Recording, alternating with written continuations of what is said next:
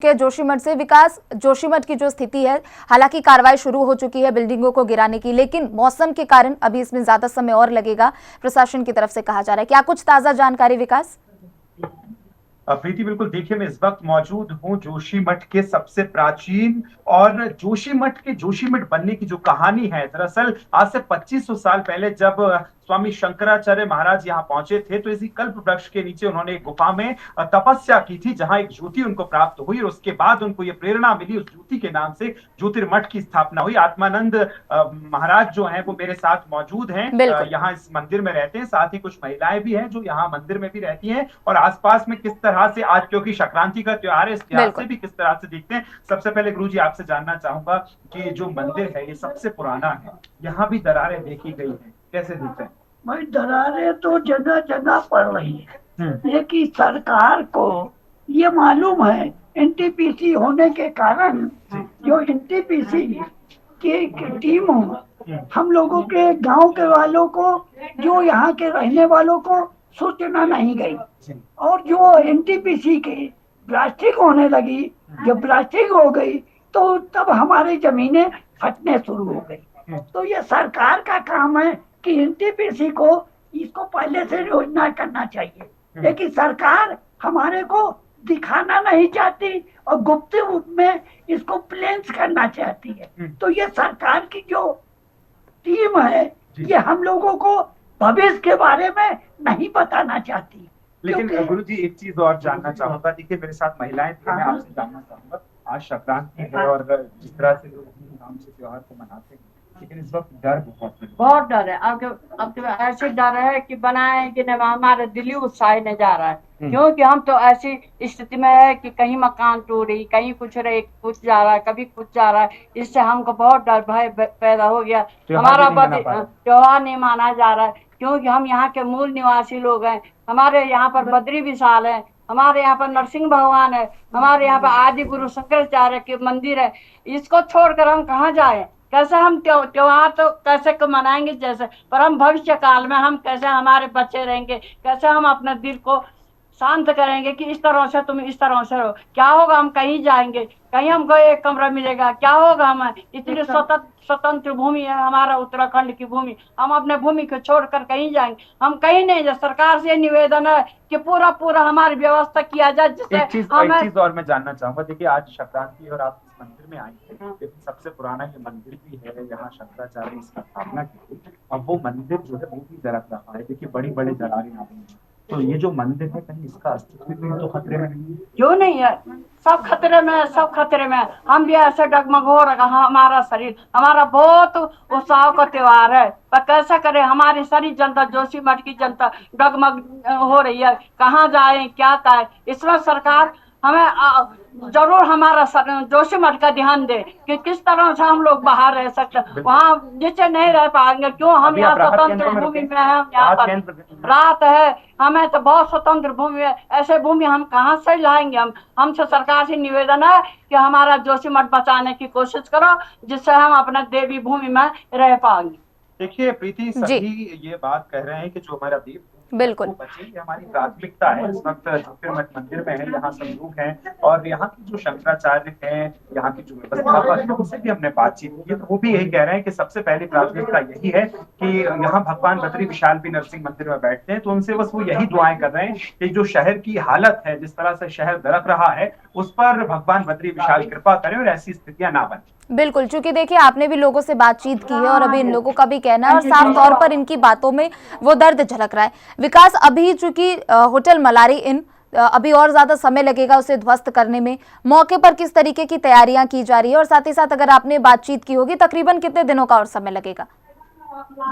देखिए प्रीति, अगर ध्वस्तीकरण की हम बात करें, मल्हानी होटल की प्रक्रिया शुरू हो गई है। दरअसल कल रात में बारिश हुई थी, तो अगर मौसम इस तरह से बदल रहा है, ये एक बड़ी चुनौती है। लेकिन डिसमेंटल करने की हम बात देखें तो बड़े आराम से, बड़े धीरे तरीके से तमाम टीमें जो है वो सुरक्षा की दृष्टि से इस समय कर रही हैं। अब उसके ऊपर का जो माला है, जो उसके ऊपरी क्षेत्र है, वहां से टीन शेड को हटाया गया है। वहां की जो अलमारियां हैं, वहां की जो खिड़कियां हैं, वहां के जो दरवाजे हैं, वो कटर के माध्यम से काटा जा रहा है और वहां से हटाया जा रहा है, लेकिन ये समय लगेगा। इसी बीच एक वक्त एक बड़ी आपको अपडेट और दे देता हूँ। जी। कल से लेकर अभी तक बात की जाए तो 2 से 3 मकान ऐसे हैं जो धंसल गए हैं पूरी तरह से। जो दरारें थी जो बढ़ गई हैं, उनके आसपास की जो सड़कें वो भी लगातार बढ़ रही हैं। प्रीति, बिल्कुल। अब विकास, अभी जो आप जानकारी दे रहे हैं कि 2-3 घरों पे और ज्यादा दरारें देखने को मिली, वो धंस चुकी है, तो क्या वो लोगों को जो वहां रहते थे उन्हें सुरक्षित जगहों पर शिफ्ट किया जा चुका है?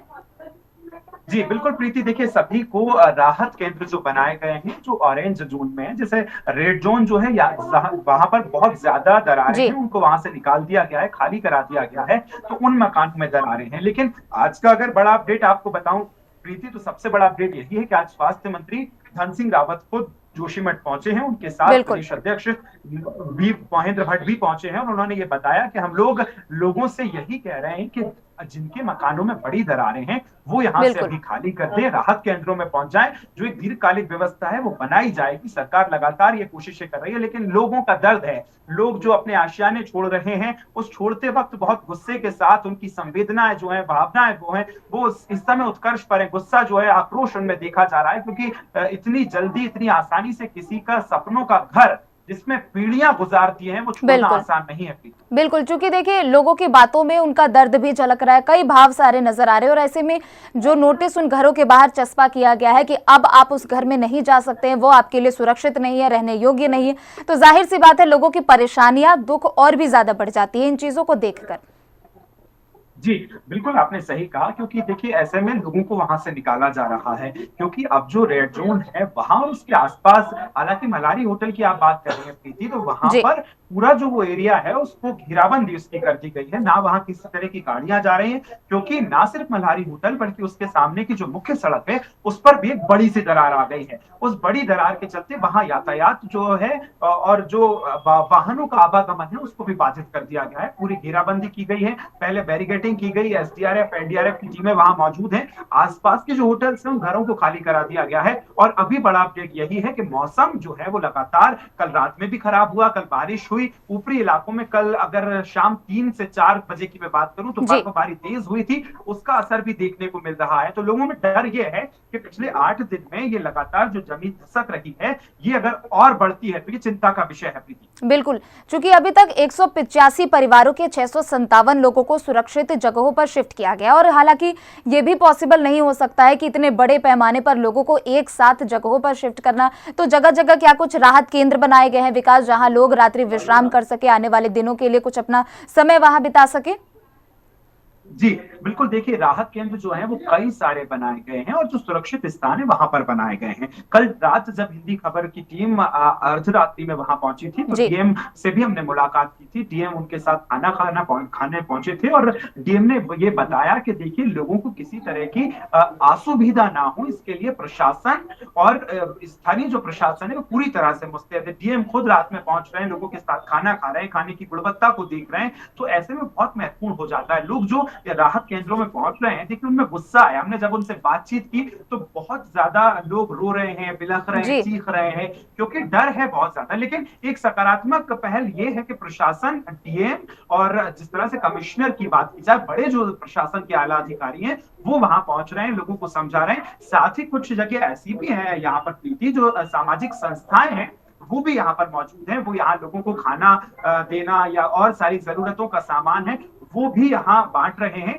जिससे एक कम से कम ये तो है कि जो लोग घर से निकल रहे हैं उनको खाने की जो व्यवस्था है वो और रहने की जो व्यवस्था है वो कम से कम मिल रही। बिल्कुल, लेकिन विकास, जो जोशीमठ की अभी स्थिति है उसे देखते हुए कई वैज्ञानिकों की टीम वहां जांच कर रही है, उसकी तमाम स्थितियों को निरीक्षण कर रही है, तमाम स्थितियों की। ऐसे में इसरो और IIRS उन दोनों की तरफ से एक रिपोर्ट जारी की गई है और रिपोर्ट में ये दिखाया गया है कि पिछले 1 सालों में, और इसरो की तरफ से एक रिपोर्ट है कि पिछले 12 दिनों में जोशीमठ की स्थिति और भी ज्यादा भयानक हो गई है। ना सिर्फ जोशीमठ बल्कि उस घाटी में जितने क्षेत्र हैं उनकी स्थिति और भी ज्यादा बदतर होती जा रही है।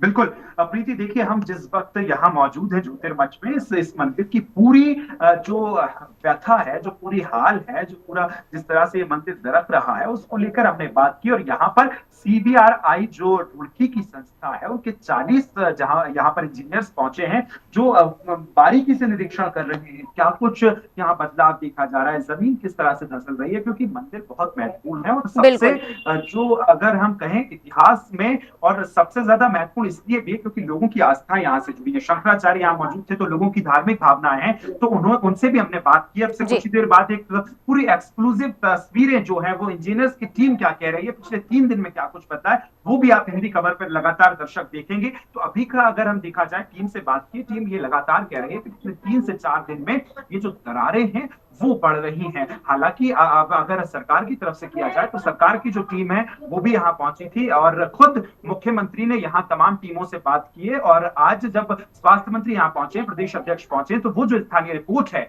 वो जो जमीन की रिपोर्ट है, वो मुख्यमंत्री को सौंपेंगे। मुख्यमंत्री कल, हो सकता है, ये खबर है कि दिल्ली पहुंच रहे हैं और कैबिनेट बैठक ली है, उसके बाद फैसले किए गए। मुआवजे को लेकर सबसे ज्यादा विरोधाभास थी, मुआवजे पर बात बनाई जा रही है, लोगों को यह समझाया जा रहा है। आज स्वास्थ्य मंत्री भी लोगों से कह रहे हैं कि आपकी जो शर्तें हैं वो सभी मानी जाएंगी, लेकिन इस समय हालात जो है वो बहुत ज्यादा खराब हैं, आपदा के हालात है। ऐसे में आप थोड़ा सा कॉम्प्रोमाइज कीजिए, थोड़ी सी बातों को समझिए और राहत केंद्रों में पहुंचिए, जहां एटम बॉम्ब के रूप में जिस जगह आप बैठे, जिसका ये नहीं पता कि आज आप रात में सोएंगे तो कल उठेंगे कि नहीं, उस जगह से वहां खाली कर दीजिए। ये सबसे बड़ी प्राथमिकता प्रशासन की है।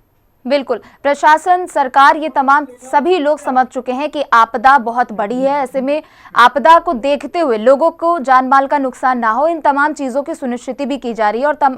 और मिनट मिनट पर जब समय समय पर प्रदेश अधिकारियों के और साथ ही साथ कई टीमें जब वहां पे पहुंचा रही है, तो कहीं ना कहीं वहां के लोगों के मन में एक राहत भी होगी कि बेशक आपदा कितनी भी बड़ी हो, लेकिन सरकारें आपके साथ है, टीमें आपके साथ है।